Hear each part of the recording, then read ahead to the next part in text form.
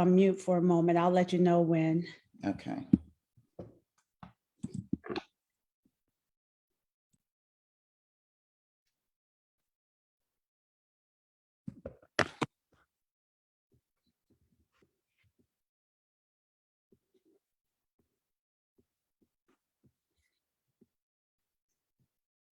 Good evening, everyone. Welcome to Talking with Dr. T. We will get started in just a moment.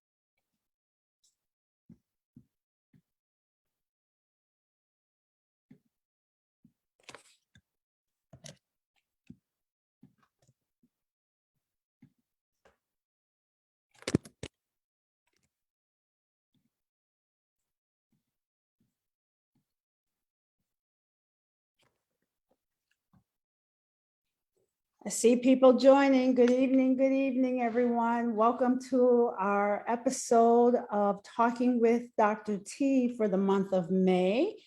And I'm really excited tonight about our show.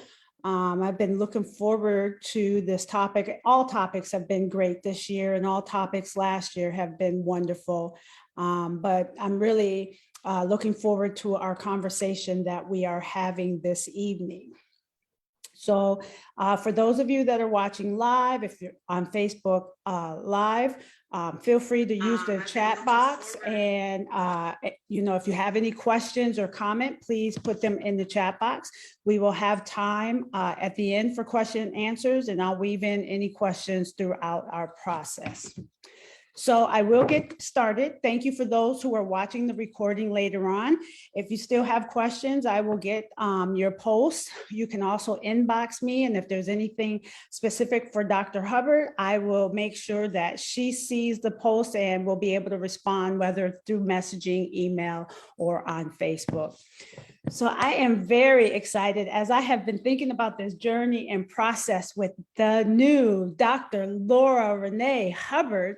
I just keep thinking back to a time that we were at a revival, and I believe it was in 2009, Laura, maybe 2010, but we were at a revival that Mount Merritt was at a church in Homewood, Pennsylvania. And that's when God just put us together, and we have been together since. And so as the scripture says, as iron sharpens iron, so do two people sharpen each other. And so I've been truly blessed to have Dr. Laura Hubbard in my life. So let me give you a little background about her, and as we welcome her to the show, and then we will start our conversation. Dr. Laura Hubbard, who now has a doctorate of ministry from United Theological Seminary, where she completed her requirements in December 2021. She has a master's of education. She's a licensed professional counselor and a certified rehabilitation counselor. She has worked in the field of counseling for over 35 years, both in private and public sectors, including the Pittsburgh Public School District. Dr. Hubbard successfully owned and operated a disability management company that provided vocational rehabilitation counseling services to such local entities as the City of Pittsburgh, Port Authority Transit, and Equitable Resources. She is also a licensed professional counselor through the State Board of Social Workers, Marriage and Family Therapists, and Professional Counselors. And now that we have 10 states that are a part of the compact, Laura will be able to practice across state lines with the states that have signed the compact, and that will allow us to be able to provide services to more people in need, especially culturally diverse populations. Dr. Hubbard received her master's in rehabilitation counseling from the University of Pittsburgh and holds certifications through the Commission on Rehabilitation Counseling and the Sarasota Academy of Christian Counselors. Dr. Hubbard's main specialty counseling areas include individual, rehabilitation, pre-marriage, marriage, temperament therapy, career vocational, family relationship, and personal development. She is also equipped to include spiritual principles in the counseling process as requested.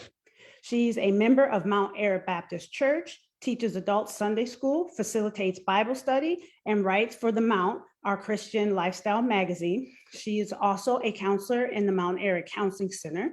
She is a licensed minister of the gospel, and she has 2 adult sons, several precious grandchildren, and great-grandchildren. Welcome to Talking with Dr. T, Laura. Thank you so much, and thank you for having me tonight.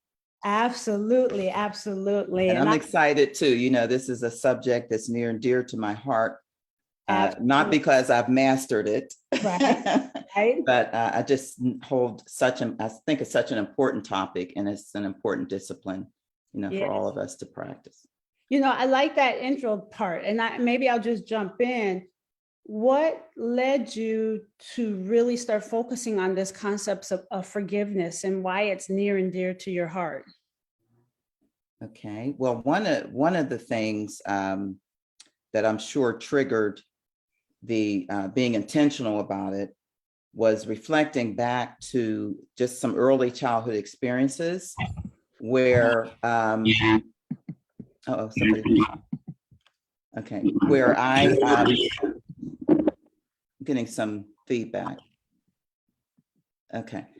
And I'll just go back. I have to rewind a little bit because I'm sure it took my adult introspection to really figure out why the focus, and it wasn't because I was I had such a gift of forgiveness to extend to other people, but there was an area of struggle in my life. So as I reflected back on childhood experiences, my father was an alcoholic. And even though that had a happy ending because the last 25 years of his life, he was sober. But there was that early life experience for me where I think I just learned how to trash mash offenses and disappointments. And, you learn how to cope in unhealthy ways. And I believe that was my story. And it wasn't until I got older and I could sense that some of my childhood experiences were affecting my adult relationships and my adult perspectives on things.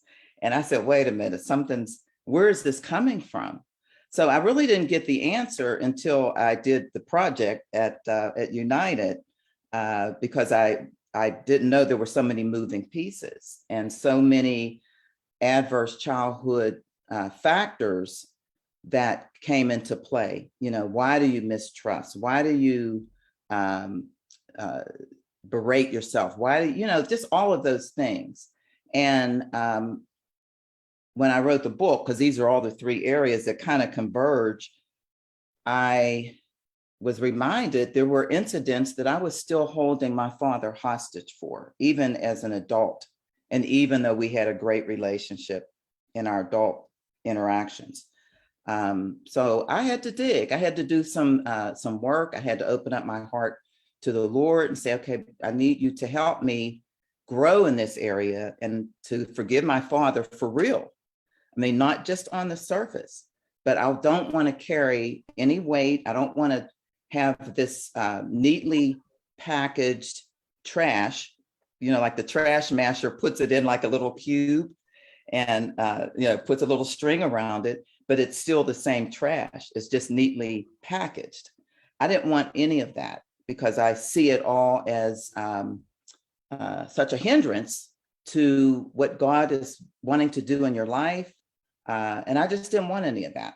So as I wrote the book, I began to open up to the Lord and began to show me specific incidents that I was still carrying from 9 years old, 10 years old. I said, this is crazy.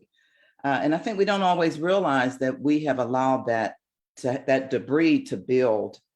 When it's undealt with, that it's going to stay there. And it wasn't, I can't say that it was a pleasant experience because there were some tears shed. There were, it was like, Lord, I'm sorry. I had to repent for being disobedient to him. because he commands us to forgive. And so once I aligned my will with his, and I said, I want to forgive. I want to will to forgive here. That was a starting point. And so that's how this journey started for me. You and as I'm listening to you, and you and I are both licensed professional counselors, and we come from this place of early development impacts later development. Yeah. If we don't finish unfinished business, it has potential to affect people in their adult lives. And so my metaphor is the Pepsi bottle is shaking, and that lid is going to come off. You mentioned your book and you mentioned your project. So one, let me just show everyone your book. Laura has this book that's not off the hook at 491, When Unforgiveness Feels as Natural as Breathing. And she also focused her dissertation project on women becoming aware of the effects of parental alcohol abuse from their childhoods. So Laura, can you kind of just give us an overview? You've already kind of given us a rationale, but tell us about the project. Okay, the book or the project? We'll start with the book. Okay, all right. First, I need to say that I never had writing a book on my list of things to do. 2009, my husband was diagnosed with cancer, and I ended up retiring early. And I had been in a pretty fast-paced position, management position. And, when you cut that abruptly, now I'm caregiving, but he was still relatively independent and I didn't have a lot to do. So I started reading fictional books, something I finally had time for.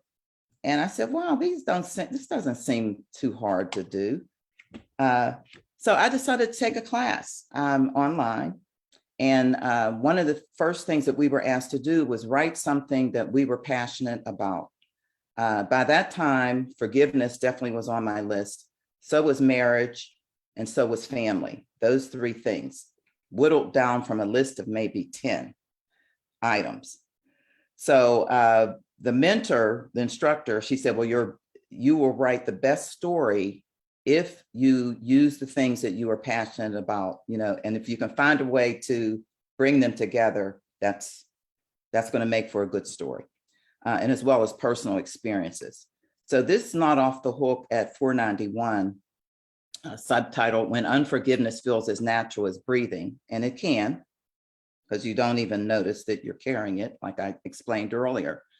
I decided to center the story around a New York family and a couple who had to work through infidelity. So right off the bat, you have a need for forgiveness and possible reconciliation. You have children that were involved. So I wanted to bring in the family and how those types of offenses affect the family unit. And then all the peripheral people that are named in this book and their struggles with forgiveness. So sometimes I think it's easier to read somebody else's story to help us face our own challenges in specific areas of life. So that's what I have been told. People that have read this book said, I saw myself in it. There were people that were reading out loud different characters because they identified so greatly with that character. So the title itself came from, and I didn't actually come up with a title until chapter 22. And there's 26 chapters. So it was a long time into the book. I kept asking God, I said, what is the title? So I had to write a little mini sermon, and that was the title of the sermon, not off the hook at 491, When Unforgiveness Feels as Natural as Breathing, based on Matthew 18, verses 21 to 35, which is the story of the unforgiving servant. And so that became the pillar, I guess, of this story, recognizing how much God forgives us in our offenses. I mean, there's no comparison to how much we are required to forgive other people. So the servant who was unforgiving got such mercy and grace extended to him. He gets up off his knees after begging for it and goes and chokes a fellow servant who owes him much less. So in a way, I wanted to paint that picture for the audience so that they understood that, because of the backdrop of the forgiveness, lavish forgiveness that we receive from God daily, moment by moment, sometimes for thoughts, words, deeds, it should flow through us to other people. We are the forgiven ones. And so we have an obligation really to be the forgiving ones. So that was the message of the story. This couple did reconcile. That is not always the ending, even though people can forgive without going back into relationships, business as usual, which I think sometimes can be a misperception that it requires that. But that's the book. Yeah, and I would recommend that everybody reads this book. It's a wonderful book. Laura, let's take a step back for a minute, because what is forgiveness? Let's be clear on how we define forgiveness and understand it in our mind, emotionally. Yeah. And that's something I had to wrestle with. I think there are a lot of secular definitions. We hear those thrown out. You're canceling a debt, you're releasing a person from liability, you're removing the penalty from, a punishment, you're letting the offender off the hook or letting them go so that you can move on, all of those things. But I came across the definition that I have used that I think is one that covers all the pieces that I think are important. And this is by the president of Peacemakers Ministries, Ken Sande. I don't know if you've heard of him, but he says forgiveness, while it is canceling debts that people owe you, you have put them in that position of being a debtor to you.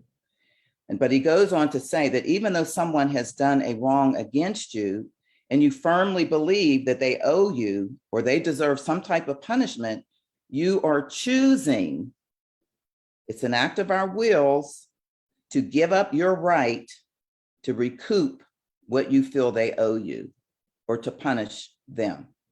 Now, that can be a tough pill to swallow, especially if the offense has been egregious. It's like, that's too easy. Where's the scale that needs to be balanced here? And we unfortunately take some of that on ourselves in the form of revenge. We have to pay somebody back. We have to withhold something, withhold love or attention or whatever way we choose to punish the person, when we know God says vengeance is his. That's, we're putting ourselves in a domain that is not ours to navigate. Yes. But I believe the other component to forgiveness, if we're talking about the forgiveness that God has referred to, it's more of a divine forgiveness. It's an act of grace empowered by God. We are, first of all, choosing, it's an act of our will to extend grace to someone else empowered by God. Yes. So I think it can be it's a heart work, it's a God work. And as we were talking a little earlier, I don't think every offense requires that we, fast and pray and seek the Lord. Like, you don't get your ketchup in your McDonald's bag. You're not going to hold unforgiveness towards that fast food worker overnight going into the next day. So offenses will vary, and people will struggle at different degrees with different things that have been wrongdoings in their lives. And over the years, you and I have talked about this idea of forgiveness and unforgiveness. And you gave the definition by, what was the gentleman's name again? Ken Sande. All right. And I've kind of merged the definition of forgiveness. There's a book called Communicating Forgiveness by Vincent Waldron, and also Everett Worthington, who is an expert in the field. And one of the ways that I help people to understand that forgiveness is a process, one, and the first step is to cognitively say, I forgive a person. So just like what you said, you have to have a choice of, I cognitively say. Yes. It's important for people to understand, even though you say it cognitively, emotions take time to catch up, right? So that could take time. But when you choose to forgive cognitively, you're opening yourself up now for healing. And just like you said earlier, God forgives us and it flows through us. So just like he forgives us unconditionally, we should forgive other people. So cognitively, emotionally, and spiritually. Right. My question is, here's where people often ask, so if I forgive a person, is our relationship going to be the same? I think, whenever I have taught on this, I try to cover these misconceptions because there are many reasons that people struggle. And I think the root has to do with how we perceive forgiveness. Like, what are we giving up?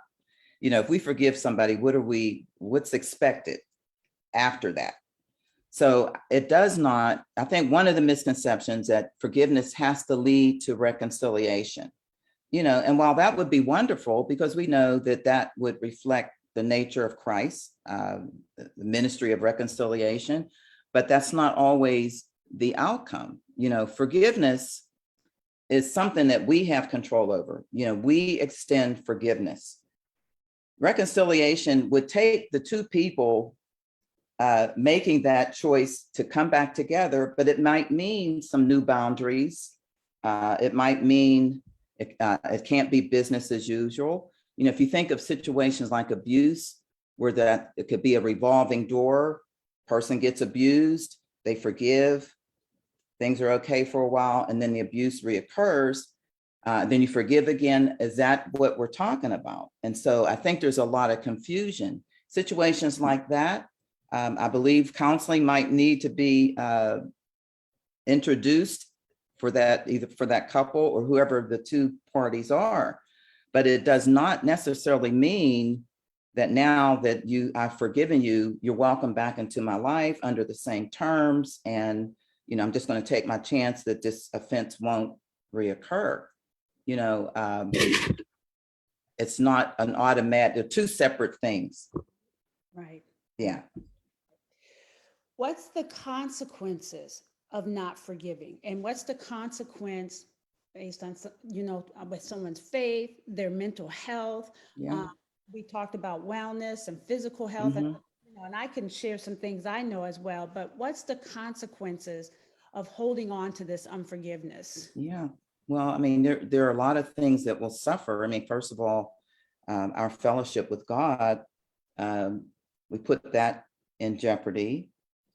Anytime we walk in willful disobedience, regardless of what area it is, if we just fold our arms and say, well, you know what, I'll never forgive that person, or they have to apologize first, which is not a prerequisite either, because they may never apologize. And what if they're dead and gone? They may not even be here anymore to apologize. We hold people that aren't even living hostage in our hearts through unforgiveness and bitterness. But I think that would probably be the first thing that would be put in jeopardy, is our relationship with our Heavenly Father, that we are holding on to that. We can't keep walking over these things and feel that God is going to be pleased with that. I mean, he knows we struggle with things. I mean, it's why the word says so much about forgiveness. And but to willfully say, I don't even want to. So the prayer in situations like that, my Lord, help me to want to forgive. If I don't have the will, but help me to want to. At least I want to merge my will with your will. I want to at least do that. And then trust him to help you take it from there, But I think that's one thing that suffers. Of course, the physical has been linked to a lot of physical, to high blood pressure, all kinds of things, because our bodies these things are not isolated, spirit, soul, body. Right. If we can get them all burning on all burners working good, that'd be great. And I think we will see physical and mental health. Absolutely. But if something's out of whack, our bodies do keep score. I think there's a book Yeah. with that with Yes. that name. Yeah. So don't think it's isolated. Yeah. And of course, it can affect our attitudes. There could be triggers. We see a person that reminds us of the person, or the person says something that reminds us, or, it could trigger inappropriate behaviors towards people that are innocent bystanders. It's like, Yes. transference. Yes. Yes. Yeah. I really appreciate you talking about, mind, body, and spirit, and the consequences in terms of the physical health, a person's attitude. It can impact people's interpersonal relationships. Yeah. And one of the things that you talk about that book, The Body Keeps Score. And when we talk about unfinished business from early childhood, adolescence, young adulthood, if you don't finish that body, it's still in your, if you don't finish that business, it's still in your Yeah. body, and things can trigger it, and you could dump out on other people, and you don't realize. And I just also want to read what Everett Worthington said. Unforgiveness is stressful, and holding unforgiving emotions and motives for long periods can take a toll on our bodies, as we just said, leading to elevated blood pressure, heart rate, or cortisol. If those elevations persist, they can cause stress-related problems, mental health problems, problems like elevated cardiovascular risk, problems in the digestive, immune, respiratory, and sexual reproductive systems, and damage to the brain structures. Furthermore, people might try to cope with the disorders or impeding disorders by making lifestyle choices, too much drinking, or medication to be able to cope. And Yeah. so please understand, that's why we're talking about bridging the gap between faith, mental health, and unforgiveness, because it can impact you mind, body, and spirit. Mhm. Mhm. Yeah. And if we think about it in a church, in our church settings, we're one of the things that the Lord wants to see is unity. Yes. And so when we have so many people that are coming in with unfinished business, Mhm. it's not the healthy iron sharpening iron that Yes. we want. We begin to hurt each other. Yes. And we may not even know where that's coming from. Yes. Why people don't, they can't rejoice with other people when they're selected for an assignment, or why they didn't get selected to be part of a team, a planning team. I mean, it's just all those tender areas, and a lot of times we just go with it because that was our natural go-to response for so long, but we don't realize that there's a root to some of that, and it has to be severed so that healing can take place. But people talk about church hurt. Yeah. Well, some of that origin is in the unfinished business that some of us are bringing in, and we need to open ourselves up so that we can be healed and restored. Yeah. And I really like that. And I appreciate with your doctor of ministry project, how you weaved in together ministry, church, counseling, and unfinished business. So let's talk about your project, your dissertation that focused on women becoming aware of the effects of parental alcohol abuse from their childhood. Can you tell us a little bit more about this project and why it's important for the church? Yeah. When I first started United, the doctoral program, I was convinced that my project was going to be on forgiveness. What else would there be? Until I did my spiritual autobiography. Yes. And this area, having been raised in a home with one or more parent who was an alcoholic, it was my dad, that jumped off the page. In fact, when I shared it with the group, of all the areas, I got teary and a little weepy. So of course they challenged me. They wanted to know what that was about. So they said, that's probably your project, because there's probably other women out there or people who have been raised in such environments that they have no clue what the impact has possibly been on their lives and their adulthood.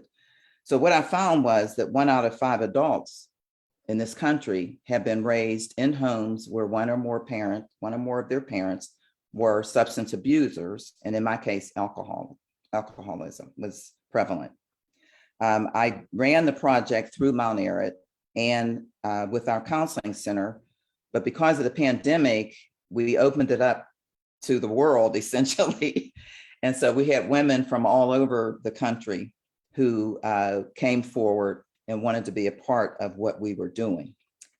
We had a 2-day workshop and we tried to cover spirit, soul, and body. So we did cover all 3 areas as related to raising their awareness, because there's not a lot of research out there on this. So I figured, well, if I don't know, they probably don't know either. So we need to do this stroll down the road together. And so I was not only the project manager, I was a project participant because I needed to get what we were serving. It was important for me. So we ended up with 14, which was a decent number of women. And I don't know how many specific things you want me to share, like what the workshop entailed or whatever you are led okay. to share. Yes. All right. Because again, this was also a project that could be generalized to other churches. Yeah, absolutely. So, as you talk about the project, we'll get to why is it important for churches and ministries to focus on this area. Okay. So the spirit, we wanted to make sure that we incorporated spiritual principles that related, like we had many messages on God's sovereignty and how God works events in our lives together for the good, because it was important that the women, we were trying to also build people up. We weren't trying to say, okay, and this happened to you. And this, we were giving them potential areas of impact, but we also wanted them to know that God was still the orchestrator of their lives. And these events were still working together for good. So that was important. We also talked about dealing with the past. And what does the word of God tell us about that? Managing our thoughts and self-care and wholeness. So of course, the soul area, emotions, that was the biggest area. And then we also talked about the physical aspects of trauma and how that can be carried into our adult lives. I did pre and post interviews with all these women. And the pre-interviews, I had set 5 to 7 minutes.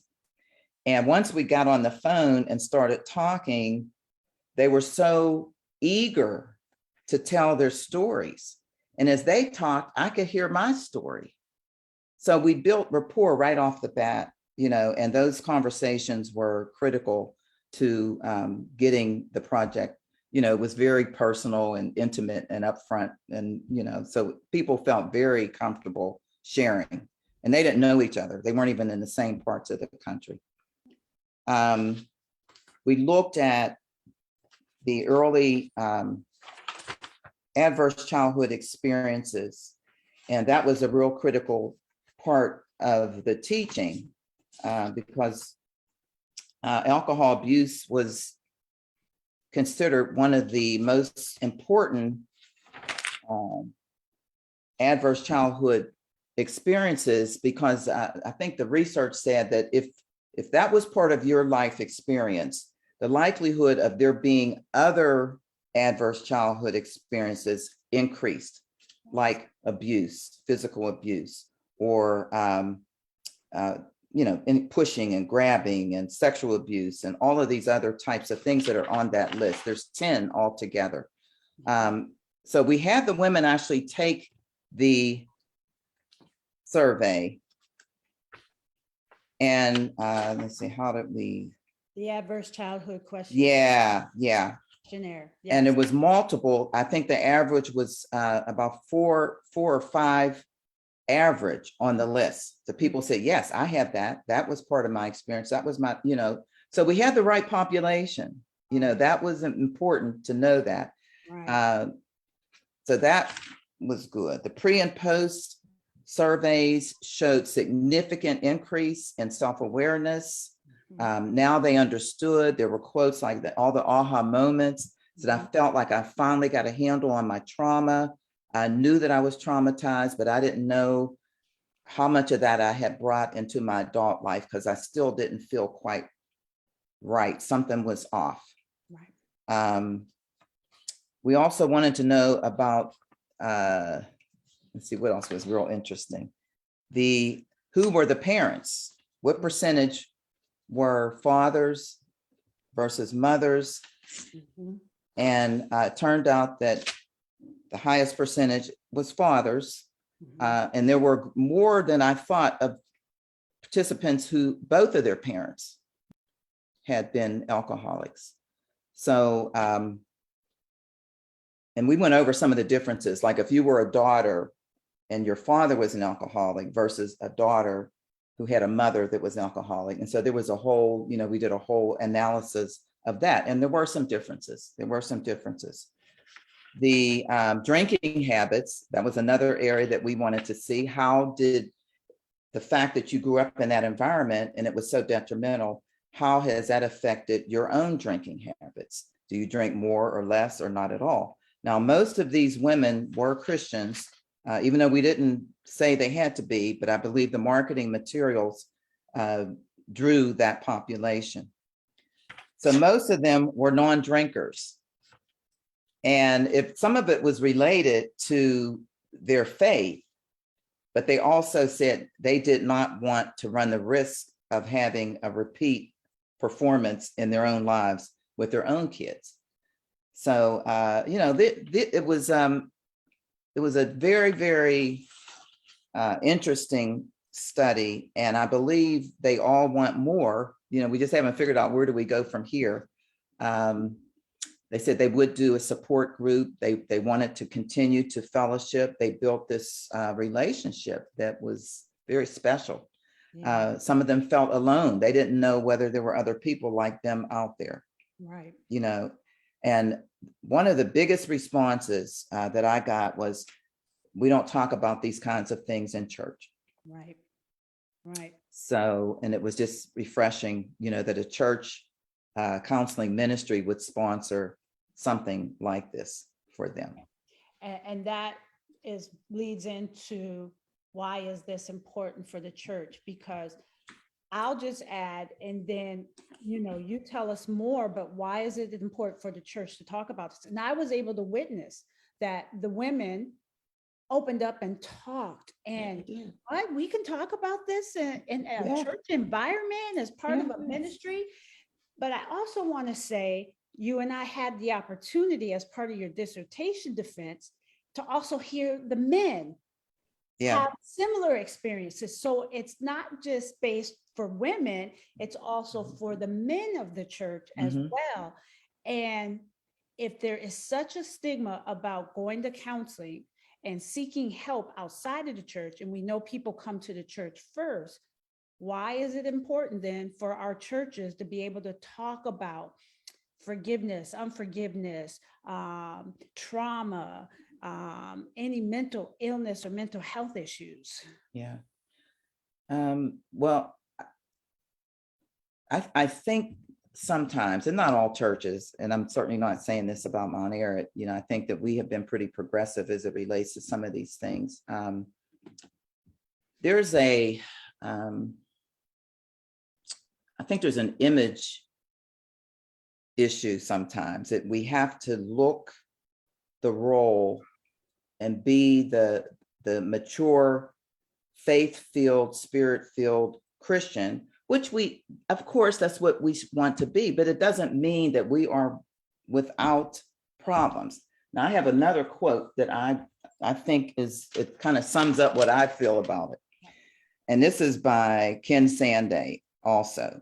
He says, bodies and minds that are fearfully, meticulously, and beautifully made can be tearfully and woefully broken.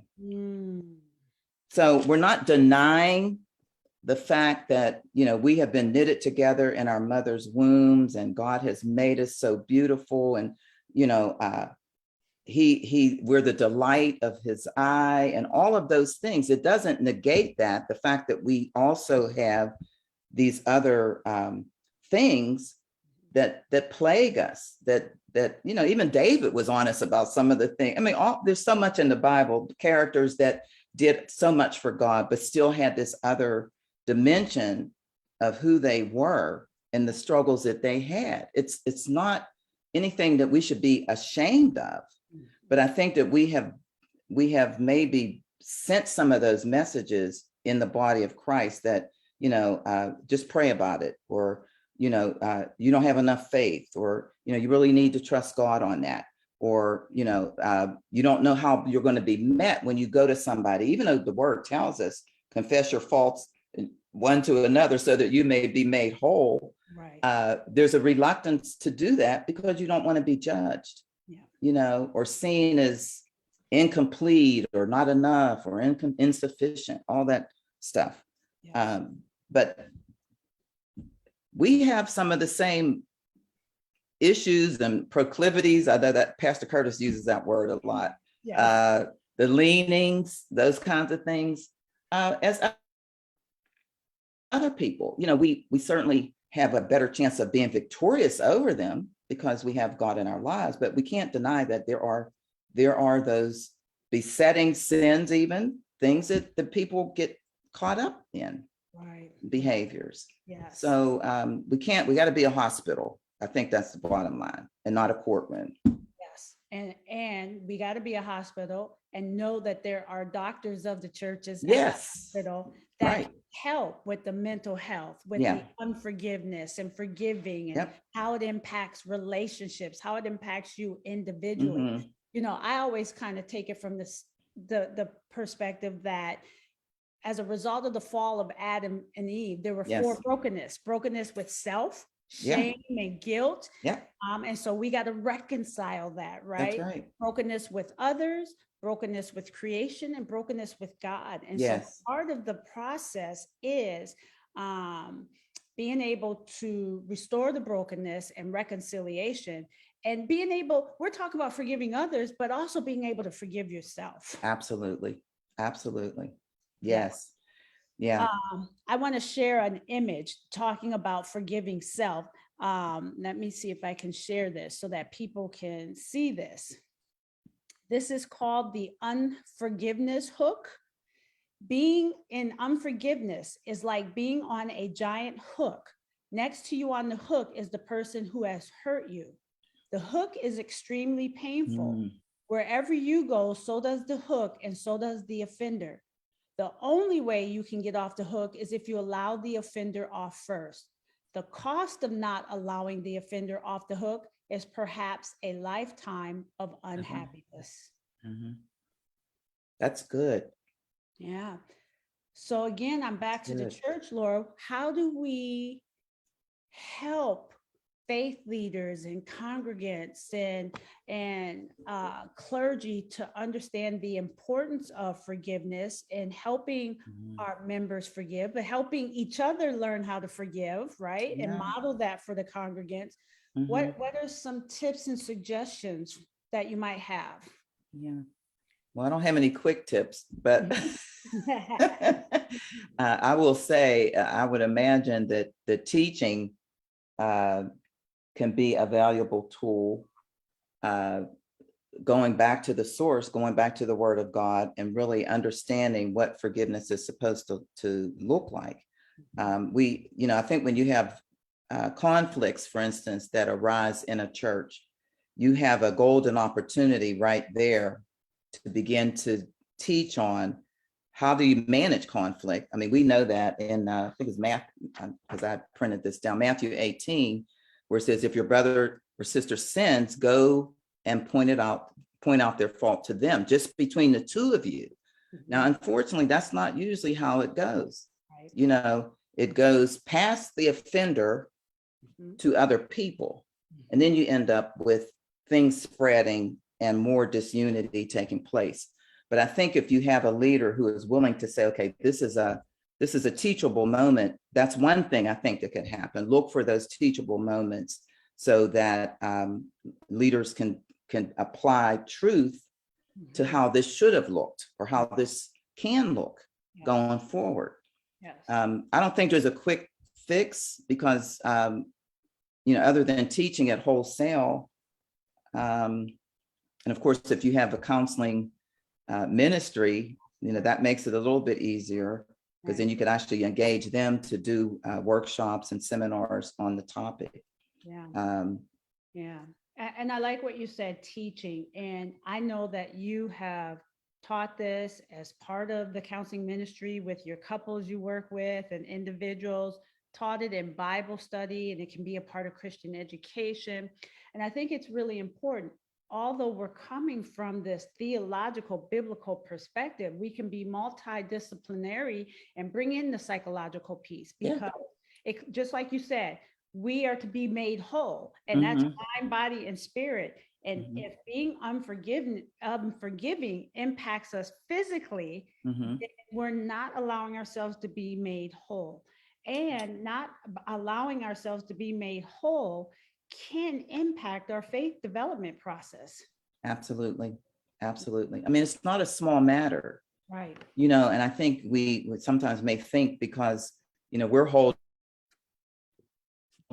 that person hostage in our hearts. Nobody really knows, not even the person knows that I'm being unforgiving towards them because I'm smiling them and I'm smiling at them. I'm greeting them as if everything is okay. And there's this self-selected mask that we put on just to hide behind that and say, I've really got some issues with you. And I really know I need to probably bring them forward or take them to God or deal with them in a proper way, not mash them down.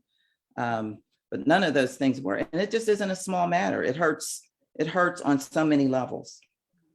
Just because people don't know, we do have an audience of one always, and it's God who knows.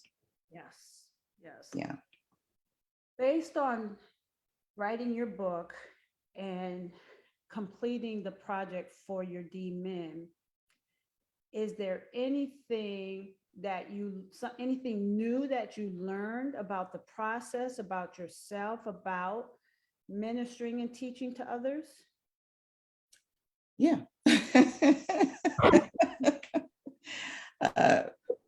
One critical thing, because me, I've always been kind of a private person. And I mean, not that I never shared things about myself that maybe I didn't particularly like or things that I was struggling with.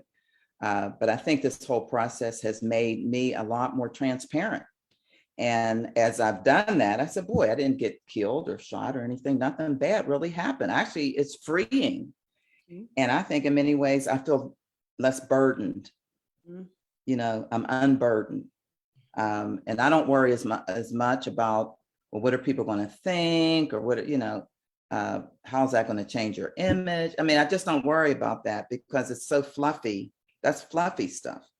The most important thing is just to be my best self, be whole, so that I can help other people, that you can get there from this place. And it's not as scary as I once thought. I just want to say this because I've enjoyed being on this journey with you. And I would have to say that I have observed is your process of becoming more transparent. And I remember in times in supervision, you're already an expert in counseling, but I would always, see what's going on with you. And you would look at me and give me the side eye. And now just sharing your journey and your story just comes so natural. I'm a true believer for those who are on tonight. We all have a ministry, whether it's inside the four walls of the church or outside, but we are only going to be able to minister, counsel, teach, help people as high as we have allowed ourselves to go. So if you're ever wondering why somebody that you're trying to help is stuck, ask yourself where you are in that process. That's good. That's so true. Yeah. Well, I always laugh about the clients that we get. I was amazed at how so often their concerns were concerns that I had myself. So I had to be careful not to do this transference, but it helped me as I began to share with them, or ask them pertinent questions. They were also coming back to me. So I think being open in that counseling process, that, God, he's so intentional about how he partners us with others. And even in these counseling relationships, I mean, not that we should, want to get more out of the counseling process than our clients do, but we need to be open to the possibilities that we really can learn some things from engaging in that process with our clients. Absolutely. Mm-hmm.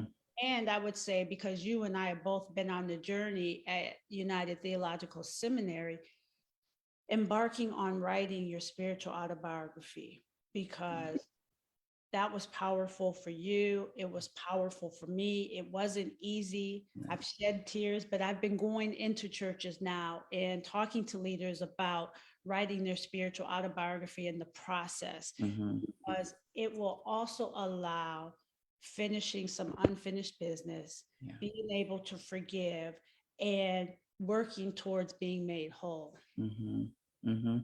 Absolutely. Yeah.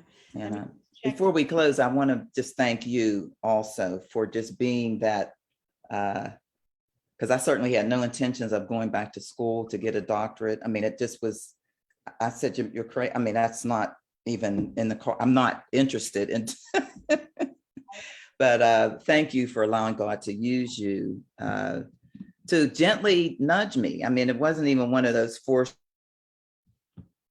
things. I mean, you just have I think that's your gift. And you were able to instill that, just the possibility that maybe this might be a good route for you. And I just shudder to think what would have happened had I not at least entertained it. Yes. So I want to thank you publicly for that. Thank you so much. Thank you so much. I don't know that we have any questions. If anybody has any questions, if anybody on Facebook, anybody on Zoom, feel free to put it in the chat box. I'll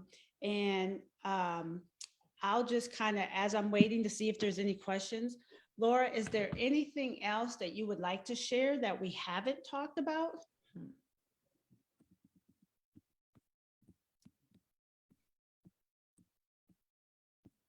No, not really.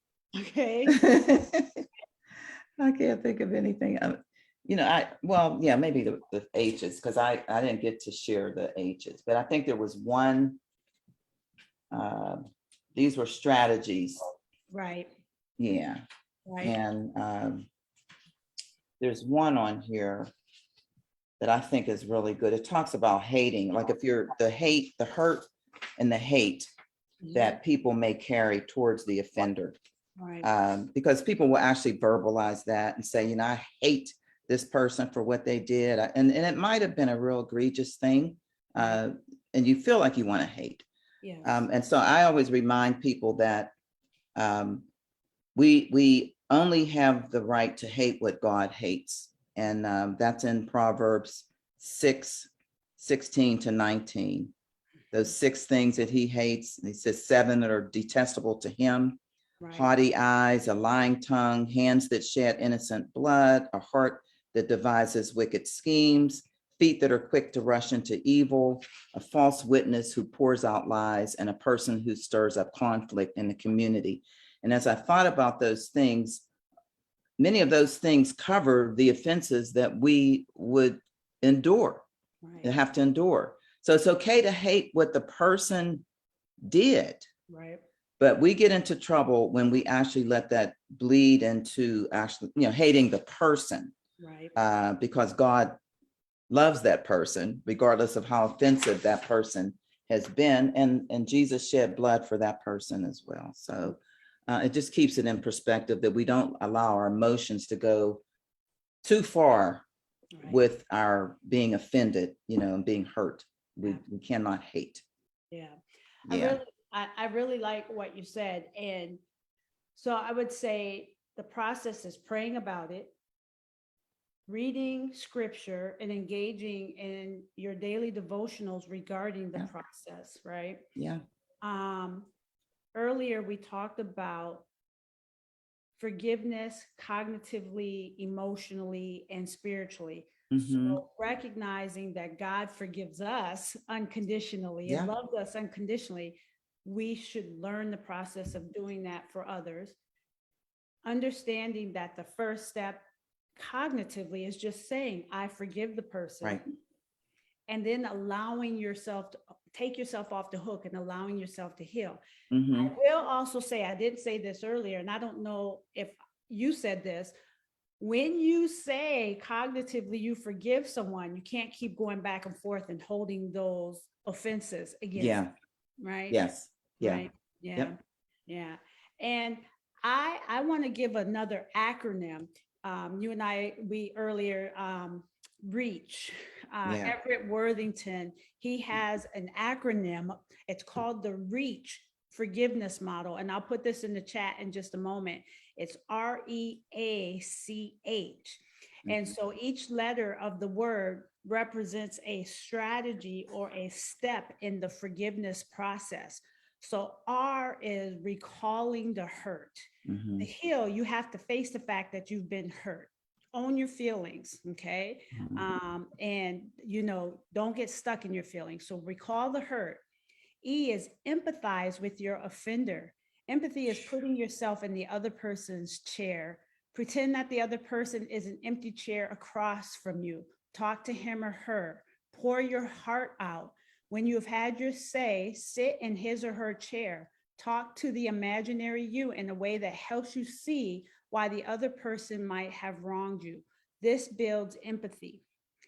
So A is altruistic gift. Forgive as an unselfish, altruistic gift.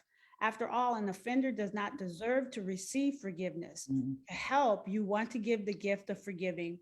Try to remember when you wronged someone and Mhm. that person forgave you. Mhm.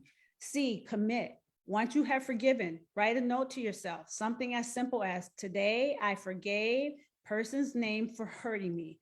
This helps forgiveness last. And finally, H is hold on to forgiveness.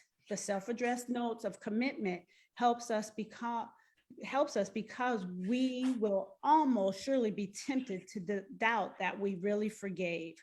When we can reread our notes, we did forgive. Mhm. So reach forgiveness Mhm. model. Mhm. Yeah. Yeah, there was an experience that I had. I forgot to share this. A person had offended me, and this was as I was continuing to grow in this area. And they came to me for a favor. Um, they were actually trying to keep their position, and I gave them some ideas about how they should have their response to a memo that they had received. And so it turned out to be a tremendous help because the person was able to keep their position. And then I realized I was actually happy for the person. Mm. So God can supernaturally take us from being offended by that person all the way out to rejoicing and wanting God's highest good for that person.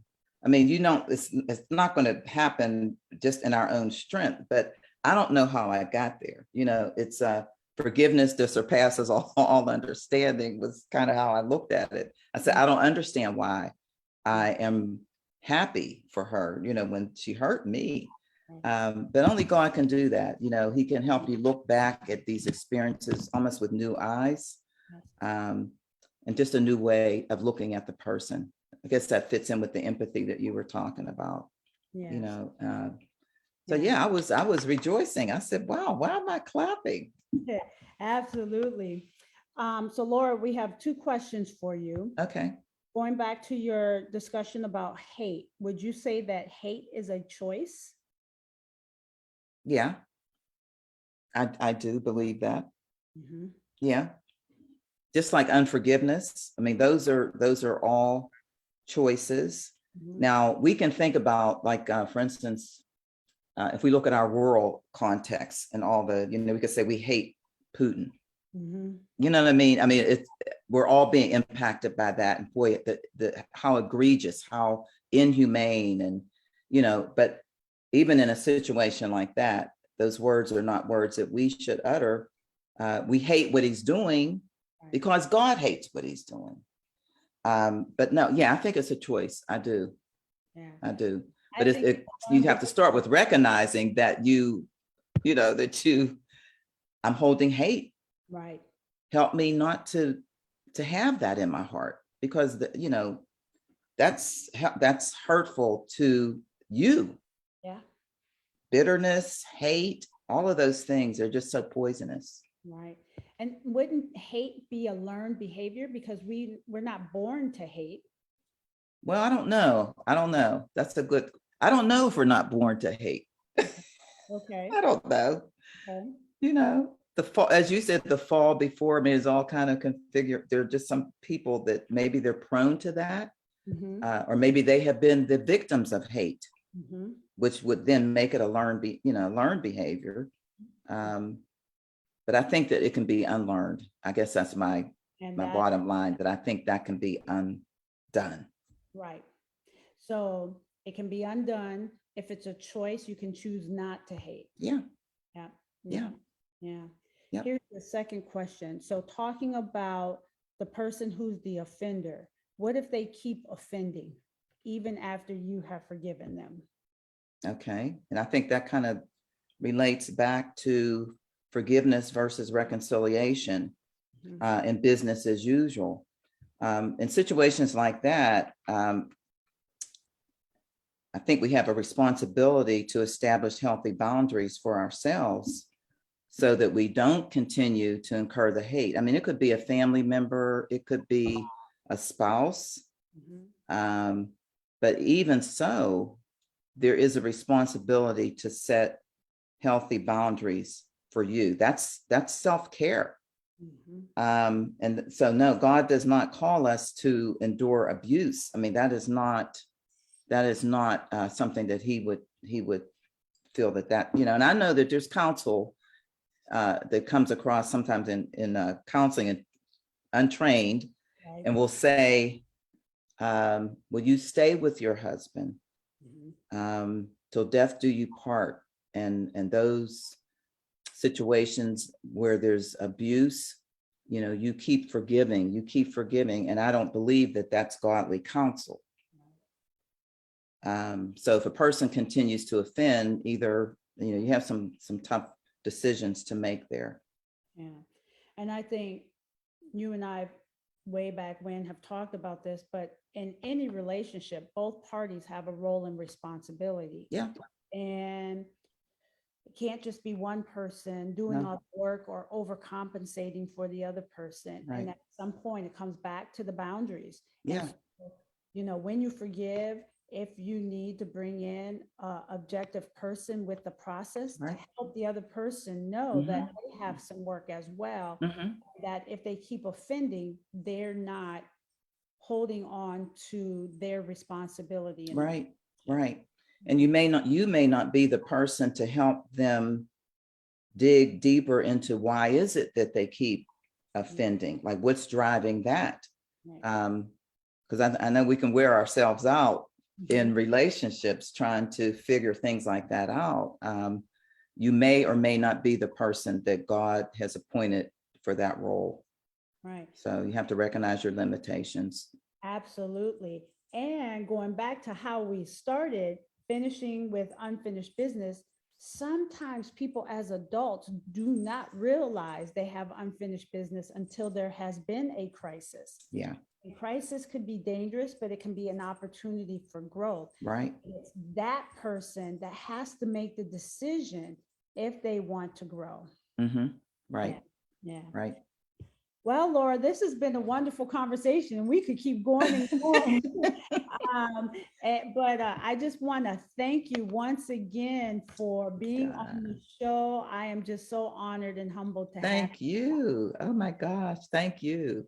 And Yes. thank you for doing this. I think this is great. It's once a month. Yes. Maybe it should be twice a month. Well, we'll see what happens. So the next time that we will meet is in April. I'm really excited about our guest that we have in April, And Reverend Dr. Jamie Eady, and she is a death doula. She's a healer. I'm reading her bio: a healer, a dreamer, a theologian, a thanatologist, poet, and friends. And she has worked with different congregations and communities as an ordained minister, chaplain, adjunct professor, loss navigation specialist, and death educator, activist, and death doula. So I am really looking forward to having Dr. Eady, and we're talking about grief and loss, and how we bridge the gap between faith, mental health, and grief. So we'll amen. see you next month. I will also say in June, I am really excited about my guest, the Reverend Dr. Irving Fryer. He is a pastor in New Jersey and a former NFL player, and we are going to talk about bridging the gap between faith, mental health, and sports, and how that impacts the family. So again, thank you everyone for joining us. Thank you for those who are going to come back on and watch at a later time. Please let us know if you have any questions. And I look forward to seeing you next month. The date for next month is May 17th at 8:00 p.m. Eastern. Thank you all. God bless you, and see you next month. Thank you, Laura. Thank you.